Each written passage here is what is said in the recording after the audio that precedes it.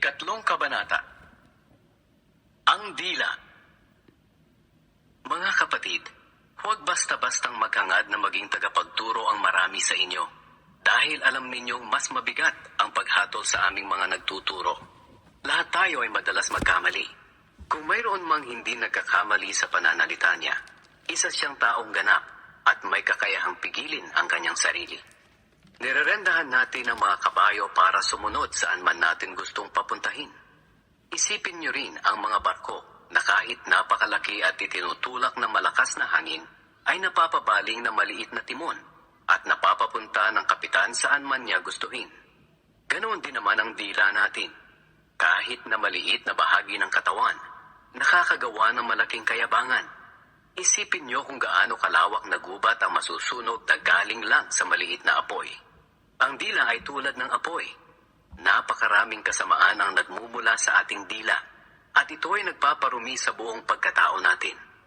Katulad ito ng apoy na nanggagaling sa impyerno at sumisira sa buong buhay natin. Lahat ng uri ng hayop na lumalakad, lumilipad, gumagapang o nakatira sa tubig ay napapaamo ng tao. Pero walang taong nakakagawa nito sa dila. Wala itong tigil sa kasamaan at puno ng lasong nakamamatay. Sa pamamagitan ng dila, pinupuri natin ang ating Panginoon na Ama. Pero sa pamamagitan din ito ay sinusumpa natin ang ating kapwa na nilikhang kalarawan ng Diyos. Mula sa iisang bibig nang gagaling ang pagpupuri at pagsumpa. Mga kapatid, hindi dapat ganyan. Maaari bang lumabas sa iisang bukalang matabang na tubig at ang maalat na tubig? Hindi. Mga kapatid, hindi rin maaaring mamunga ng olibo ang puno ng igos o ng igos ang ubas. Hindi rin maaaring makakuha ng tubig tabang sa tubig alat. Ang karunungang mula sa Diyos. Sino sa inyo ang marunong at nakakaunawa?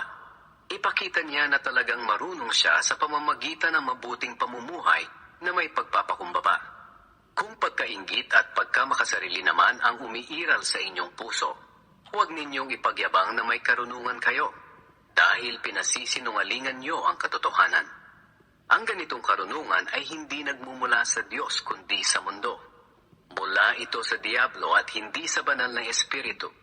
Sapagkat kung saan umiiral ang pagkainggit at pagkamakasarili, naroon din ang kaguluhan at lahat ng uri ng kasamaan.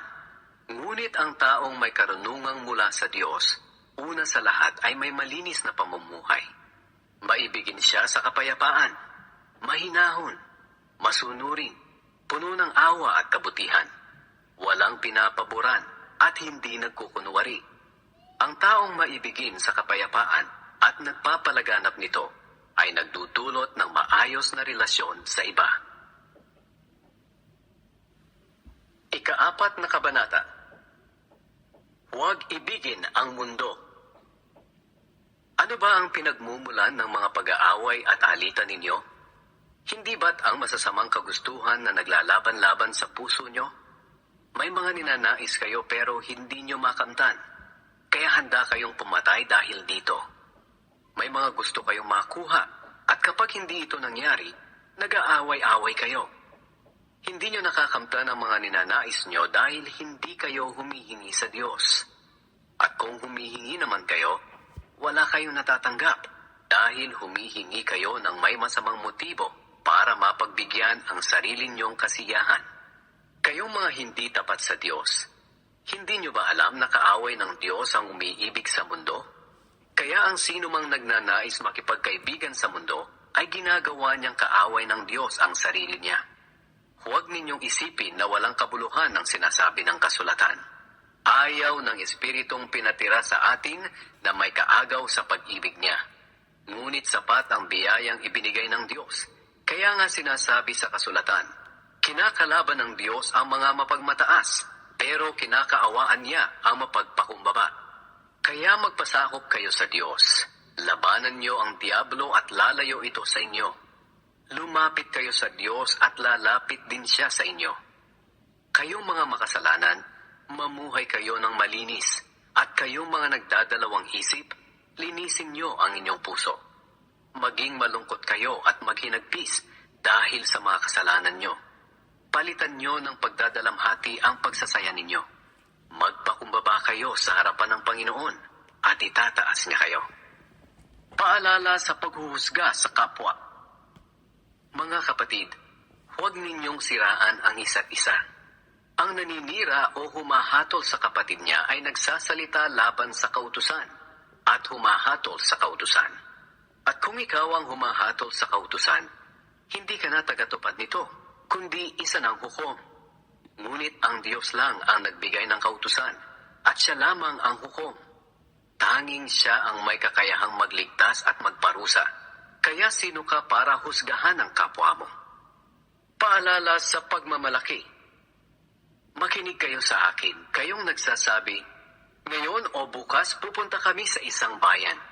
Mamamalagi kami roon ng isang taon, magninegosyo at kikita ng malaki. Sa katunayan, hindi nyo alam kung ano ang mangyayari sa inyo bukas. Sapagkat ang buhay ay parang hamog, nalilitaw ng sandali, at mawawala pagkatapos. Kaya nga, ito ang dapat ninyong sabihin. Kung loloobin ng Panginoon at mabubuhay pa tayo, ganito o kaya ganoon ang gagawin natin. Ngunit sa ngayon, nagmamalaki at nagmamayabang kayo. Ang ganyang pagyayabang ay masama.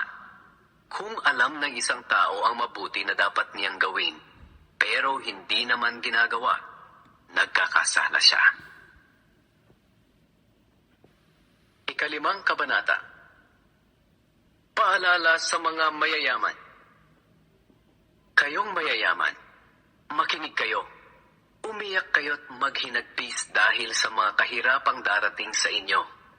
Nabubulok na ang mga kayamanan nyo at sinisira na ng insekto ang mga damit ninyo.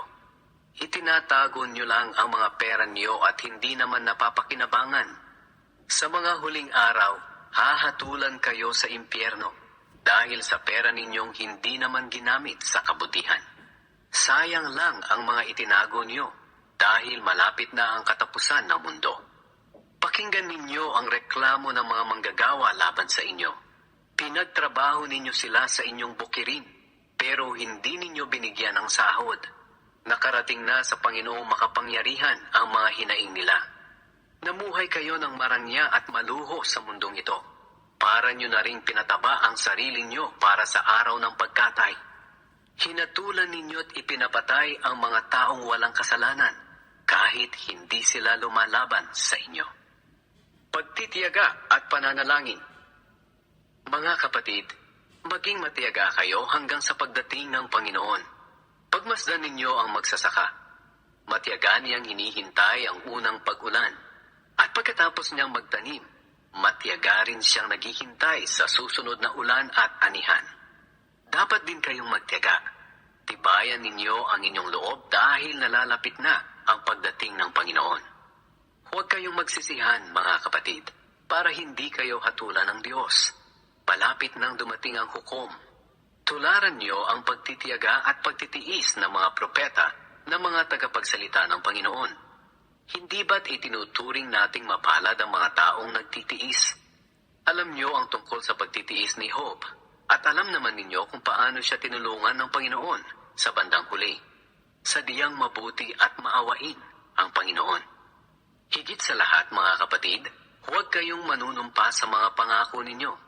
Huwag ninyong sabihin, saksi ko ang langit, o saksi ko ang lupa, o ano paman.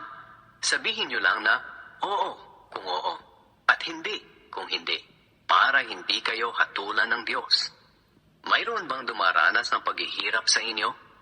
Dapat siyang manalangin sa Diyos. Mayroon bang masaya sa inyo? Dapat siyang umawit ng mga papuri. Mayroon bang may sakit sa inyo?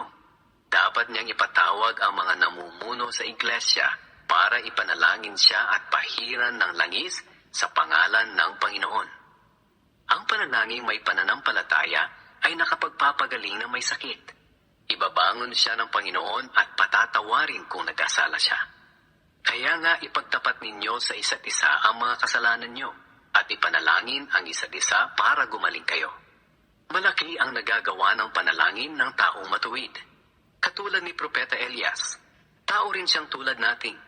Mataimtim siyang nanalangin na huwag umulan at hindi nga umulan ng 3 kalahating taon. At nang nanalangin siya para umulan, bumuhos ang ulan at namunga ang mga pananim. Mga kapatid, kung nalilihis sa katotohanan ang isa sa inyo at may nakapagpabalik sa kanya sa tamang landas, dapat ninyong malaman na ang nagpabalik sa isang makasalanan mula sa kanyang masamang pamumuhay ay nagliligtas ng kaluluwa ng taong iyon sa kamatayan at magdudulot ng kapatawaran ng maraming kasalanan.